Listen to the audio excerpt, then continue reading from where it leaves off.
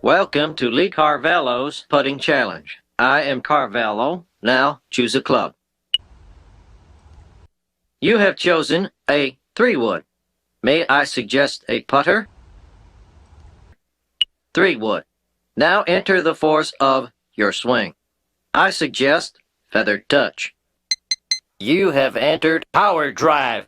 Now push 7, 8, 7 to swing.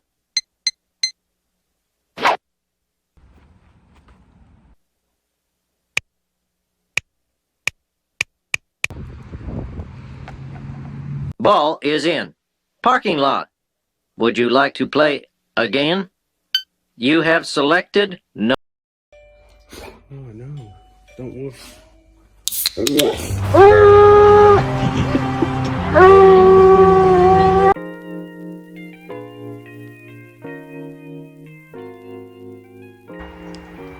Hello everybody and welcome to the Diet League Disc Golf Course.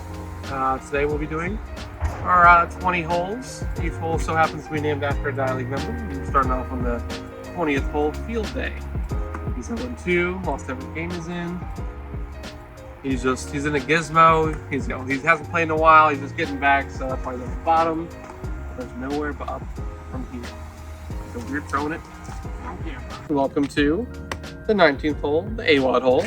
Right now, AWOD is 0-2, starting off undefeated, but still has a lot of games ahead of him. He's down here due to his low score and his rather slow play. Welcome to hole 18, hole of the beans. He's 0-3 so far, and he hasn't had a hard matchup, so he really has plummeted. He's played with one of his better partners, Jang already, and being 0-3, just no power. That's why he's so low on the list.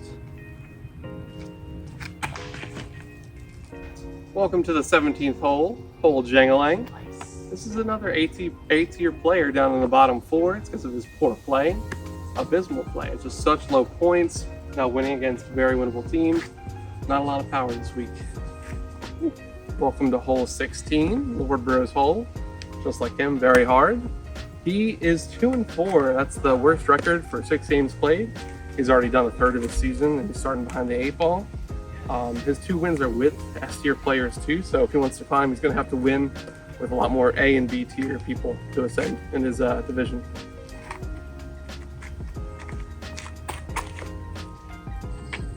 Welcome to hole 15, the retro throw hole. It's actually really good for him. He's 2-3 to start out. That's awesome for a C tier player. He's been cranking it out. He's almost 500. He's up there in the standings for the C tier. He's playing really good, but he hasn't really won any games. He's been the second character. He's been the side character, so that's why retro's at 15.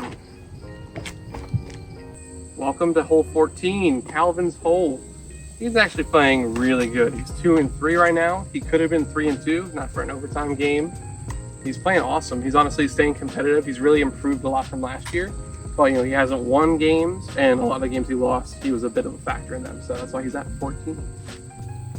Welcome to hole 13, Jebby's hole. This dude has graduated from Jebby. He's no longer Jebby. He's not soft. He's Jesse. He's flicking on people. He's 2-2, leading his division. He's really showing up everybody. He scored like 700 points in one of his wins. He was definitely a factor in that win too against 2 A-tier opponents. Jesse's been showing out, and that's why he deserves the 13th spot. Welcome to hole 12, Gamer's hole. We all know Gamer's better than 12, but he is not playing like it. Even though he's 2-3, barely negative for S tier, it's kind of really bad. And he threw a lot of his games. Didn't throw intentionally, but he did not really play well at all. So he's gonna have to be more clutch and step it up if he wants to climb to where he's supposed to be. Welcome to hole number 11, Rudy's hole. Rudy's hole Poppins. He's 2-1. Phenomenal start for a B tier member, and he wins commandingly. In his 2 wins, his team scored 5 goals, and he's at a +8 goal differential margin. So that's why he is so high above the rest of the people in his tier. Welcome to the 10th hole, Axial's hole. Axial's the lowest he's ever been. This is the first time he's been under 500. He's 1-2. In his 2 games he lost, one was very bad, not like him. He lost by 7 goals, worst loss of his whole entire career. And then he lost in overtime, almost overtime, a really close game against some stronger opponents, not even Gamer. And then, yeah, He won one, but of course, it's just not his standards. You know, he's playing great, he's leading his teams, but he's not being clutch enough, and he's losing a bunch, so that's why he's at the 10th spot.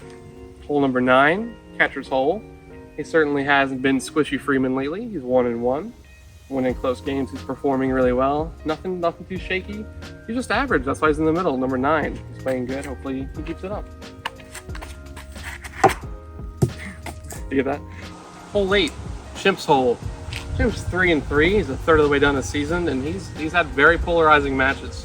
He's lost ones he should have won. He's won ones he should have lost. If anything, he's playing pretty inconsistent.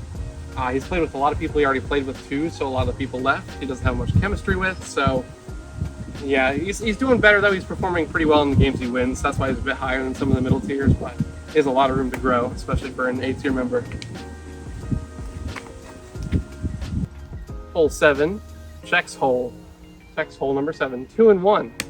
Pretty good for the A-tier. It's a positive ratio. He's playing so fast. He's getting a lot of boost. It's just really fundamental, and he's converging well with a lot of his teammates. I hear all his teammates say it was a good game, all that stuff. So his synergy above everything else puts him this high, and I think if he keeps that synergy up, that's the key to this league. So I think he'll be really good. Hole 6, Scott's hole. Legend has it Scott has 6 holes. Let me know in the comments if you think it's true or not. But yeah, Scott's playing awesome. He's 3-3, but his games are a lot closer than they appear. Number 6 is getting towards the top of the end. He's looking like one of the favorites to win the A tier. He's just a majority of the way done this season, and he has a lot of favorable matchups ahead. So watch out for Scott. Hi, this is hole 5. This is Nerd Cruncher's hole, Chris. He's 2-2. He's been doing really good, but there's been some hard games, and he's working hard. And I'm sure he'll keep working, and he's having a lot of fun, and that's great. Okay. Welcome to hole 4, PDP's hole. This is probably the highest he's ever going to be. Hopefully it proves me wrong. He's 3-0, undefeated, and his games have not been easy either. He's showing up and he's winning. That's the most important thing. And yeah, he's playing great Rocket League right now. PDP at 4. Hole 3, Boob's hole. Boob took 1 step back and 3 forward, going undefeated on Saturday against a litany of opponents, all pretty high tier. He's playing great. He's one of the better people with Synergy, believe it or not. Yeah, he's playing awesome. That's why he's in S tier. That's why they put him in S tier. He's second in the tier right now, behind one monster, but he's a favorite to make the top gauntlet. Boob at 3. Hole number 2, Phoenix Eagles, 4-1, undefeated until the very last game of the night. He's playing awesome for a rookie, definitely a favorite for Rookie of the Year. He's winning unexplainable matches, like with Danger Sloth against 2 A-team people, It's just, he's overcoming a lot of odds, and he's playing phenomenal Rocket League. He still has a lot of hard games to go, but he's won enough to prove to me that he belongs in the 2nd spot. Hole 1, Nighty's hole, of course, 5-0. Enough said already. He's 4-0 against S-tier opponents.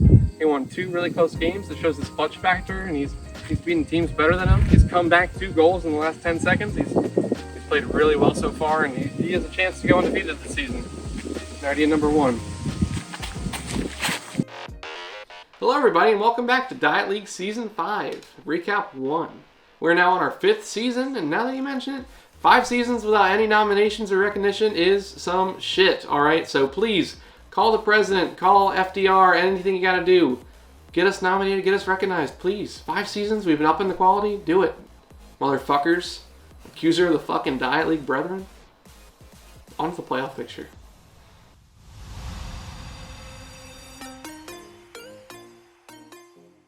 This is a much different playoff system than we usually do. This season we're using a divisional playoff picture. Essentially, the top 2 members of each division make it to the top gauntlet. There are 4 divisions in total, made up of 5 players, separated by skill. After the top 2 of each division make the top gauntlet, the 2 best records remaining will also make the top gauntlet. They will be considered wild cards. Everyone else goes to the bottom gauntlet. And as always, you can still win from the bottom gauntlet and earn your spot in the top. Starting off with the S tier, we have the 5-0 Nighty Knights. 5-0 is a phenomenal start, especially in the S tier. And considering he already fought 4 S-tier players, it's a really good start for him. Next is Hoob, 3-1 in the 2nd slot, still making the top gauntlet. Pretty good start for him. And then Nerd Cruncher, Gamer, and Axial, all at least 2 games behind. They're still very much in the mix. There's a lot of season ahead, nothing set in stone yet. On to the A tier. A tier is a bit polarizing. The top three, Check the Rhyme, Scott, and Mr. Chimp, are all very close. Check the Rhyme and Scott have played 6 games each. That's already a third of their season gone, and they're 500. Still plenty left. And then Jang and Captain Bean Sparrow are falling a little bit behind. Luckily enough, it's the beginning of the season still, and they have a lot of games they could play, but they need to start ramping it up if they want a shot at the top spot. Now onto the B tier, which some consider the most entertaining tier. There's a lot of strong players in here. There's PDP 3-0, Phoenix Eagles 4-1, and Rudy 2-1. Those are phenomenal records for the B tier. They are all very competitive, and they're all winning a lot in the beginning too. It's just very impressive to see those guys performing so well. Catcher's even 1-1, 500, and he's in the 4th slot, so very competitive over there. Only concern is Lord Bro. He's 2-4. He's a 6th on his season, and he needs to ramp it up if he wants a spot at the top 2. Now we're on to the C tier, another surprising tier. Danger Sloth in a commanding lead, 2-2. He's playing out of his mind. He's clicking on people. He's really performing out of his mind. Followed closely behind Retrofro and Calvin, both 2-3. That's phenomenal records for the C tier. That's a lot better starts than we've seen a lot of the people in the bottom half. They're on fire, essentially. And then we have AWOD and Field Day, the bottom 2. They're 0-3 and 0-2 respectively. But that's not too far off. They're just 2 wins away. They still haven't played with some of the best players yet. They're very close. That division's probably the closest of all of them. They all have a really great chance of getting the top 2. So overall, after this first week, I'm so impressed with everybody. Like, this whole entire season's already so close. We have people that are 500 in the bottom half. The B and C tier are playing phenomenally, not just for their tier, but overall. There's a lot of members in both of them that are in the top half right now. Yeah, everyone's playing so great, and they're honestly proving the admins wrong a little bit. They're playing out of their tier level, so keep it up. Keep proving us wrong. Keep playing good.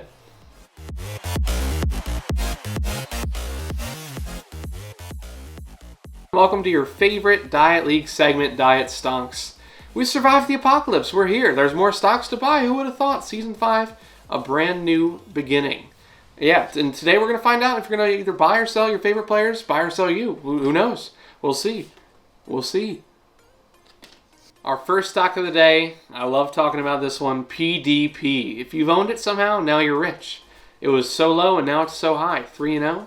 It's insane, but yeah, if you have it now, get rid of it. You have it, it goes up, it goes down, it's going down, all the way down to the ground, all right? PDP, snake. He's been slithering by his opponents, but he's going to run into them eventually, all right? You can't keep hiding from Nighty, the Nerd Cruncher gamer. You can't. You can't keep hiding. They're coming, PDP. You know what else is coming? The hostile takeover Hoob. He's investing in all your stocks, and if he's in, I'm out. Get out, sell on PDP, can't keep it up anymore.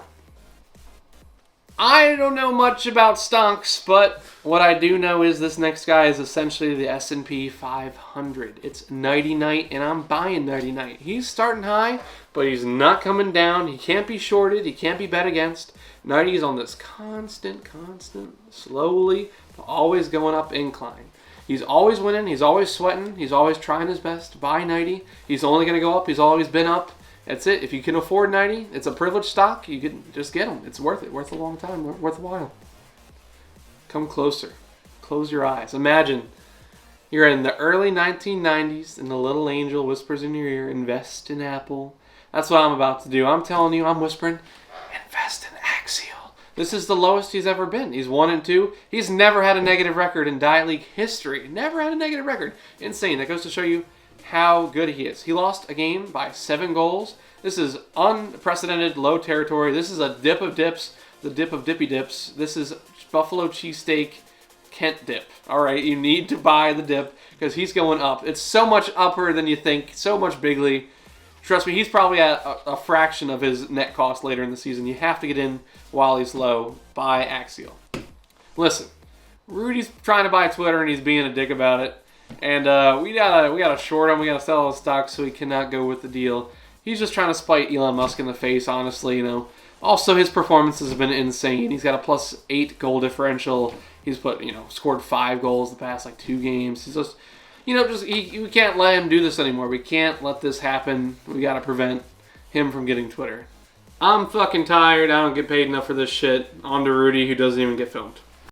Hello and welcome back to another year of Diet League highs and lows. But this year, it's gonna be a little different. We're gonna have the top 5 saves of the week, the top 5 assists of the week, the top 5 solo plays of the week, and everybody's favorite, or least favorite if they're in them, the top 5 lows.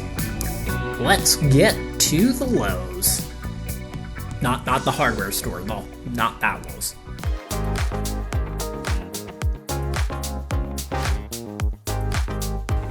Starting us off at number 5, Ucher gets the ball midfield, he's gonna pass it to his teammate and he scores. Nice job, Poop Deck. One problem. I lied earlier, Poop Deck is not on his team, he owned goal. Idiot. Number 4, Mr. Chimp. Nice play off the wall. Gonna center nicely. Cruncher! Well, he ain't crunching any nerds. He's whiffing on balls. Again, decent center by Mr. Chimp. Easy attempt to clear. Whiffs. Nighty takes advantage. Orange. Going for the offensive drive. Field Day decides to help him out. Gives an easy one to Phoenix. I think I see what you're trying to do, but you just set him up nicely. Not good. No bueno. Remember when you were young and you had a crush on that one person, but when you're trying to spit game, you realize you're blowing it in real time? That's what this play is. Check the rhyme. Good offensive chance here, but Blue's just right there. But Lord, bro, you're blowing it, man. What are you doing? Many people regard this player as player numero uno. Well, he's numero uno in the lowlights this week. Axel. The attempted clear, but it goes into his own net. That loses him the game.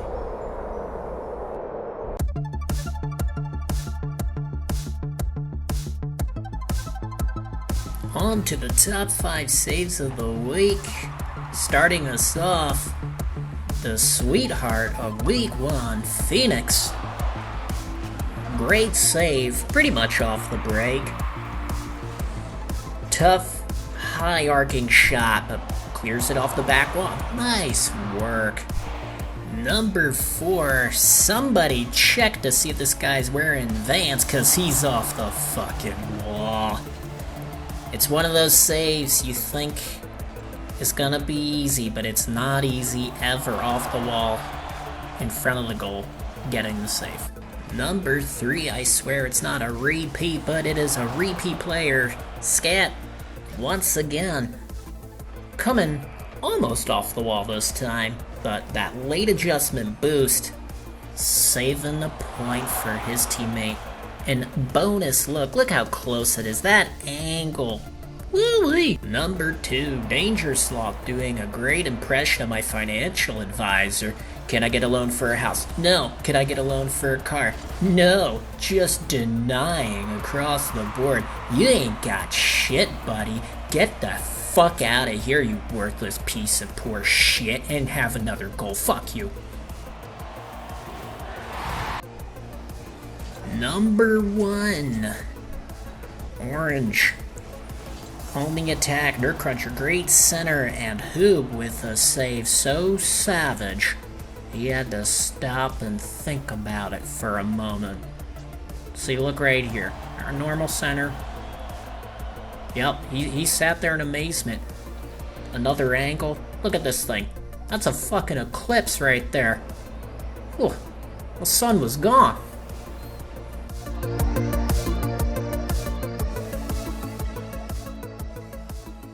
Here at Diet League, we may put you down sometimes, but we will always pick you back up. Top 5 assists, Mr. Chimp. Nothing super crazy, textbook, but ooh, if that's not 100 out of 100 pass right there, easy for catcher. Number 4, who pressing? Scott and Calvin, kind of a little slow to the ball. Either way, PDP. Easiest 1, 2, 3. Get the goal to make it 2-1. This doesn't rhyme, but I don't give any nuns. What am I doing? Did I have a stroke? Oh well, fuck it. Sending it. Next up, Jang. Challenging this one. Hard bounce beans. All over it. All over it like Nerd Cruncher on a chili dog. He likes to suck him down, and he's sucking down that ball into the net. Hi, Velvet Sanchez here. Since Rudy can't do his own plays, Field Day tried to take the shot. Rudy clears it. He saw Beans was out of position, and Phoenix was on the other side, so he had a great shot. But another look. See, have the ball, teammate, and Phoenix just right on the money. Great teamwork, guys. Fabulous. Thank you, Velvet. What a great guy he is, let me tell you.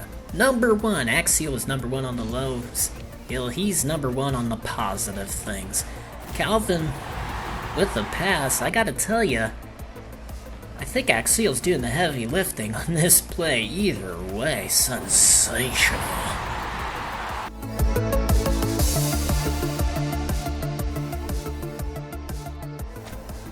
Sometimes when you want something done right, you gotta do it yourself. This next segment will be solo plays and Catcher demonstrating just that.